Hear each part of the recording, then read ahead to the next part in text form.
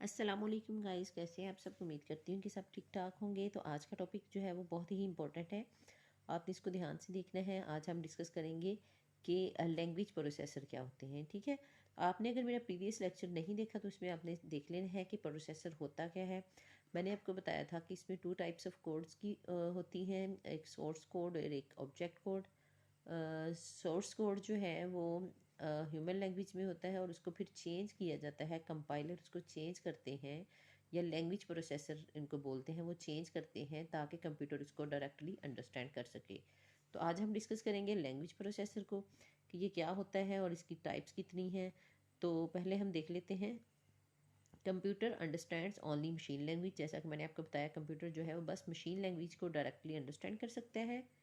A program written in high level or assembly language cannot be run on computer directly. वो programmes जो high level language में लिखे जाते हैं और असेंबली लैंग्वेज में लिखे जाते हैं, वो कंप्यूटर उनको डायरेक्टली रन नहीं कर सकता। इनको ज़रूरत होती है कि इसको चेंज किया जाए ऑब्जेक्ट कोड में, मशीन कोड में, ताकि कंप्यूटर इसको ईजीली अंडरस्टैंड कर सके।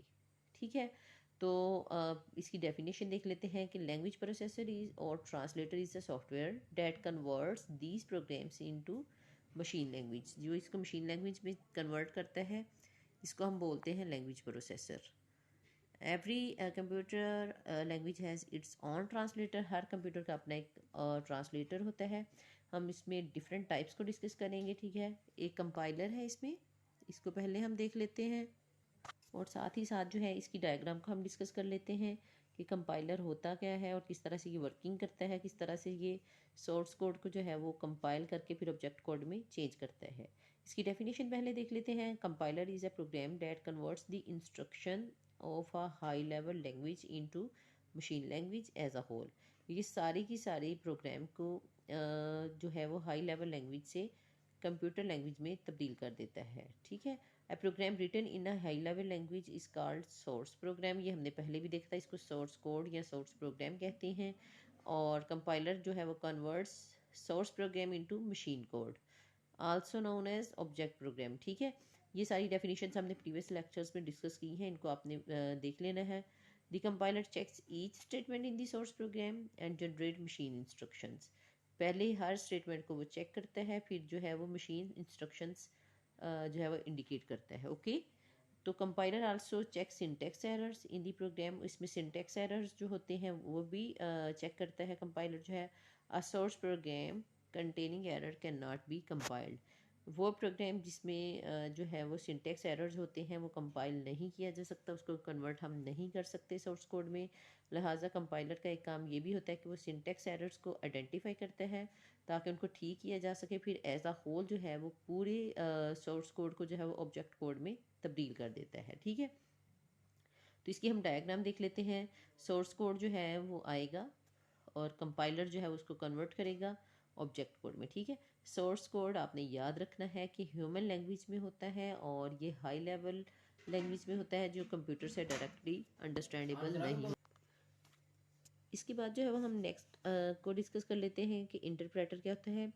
इंटरप्रेटर भी जो है वो हाई लेवल लैंग्वेज को लो लेवल लैंग्वेज में कन्वर्ट करता है या सोर्स कोड में कन्वर्ट करता है, लेकिन कंपाइलर जो था वो एज अ होल कर देता है, पूरे के पूरे प्रोग्राम को कन्वर्ट कर देता है। लेकिन इंटरप्रेटर जो है वो स्टेटमेंट बाय स्टेटमेंट करता है। ठीक है, एक स्टेटमेंट आएगी, इंटरप्रेटर जो है उसको मशीन लैंग्वेज में कन्वर्ट करेगा और फिर नेक्स्ट स्टेटमेंट पे काम करेगा।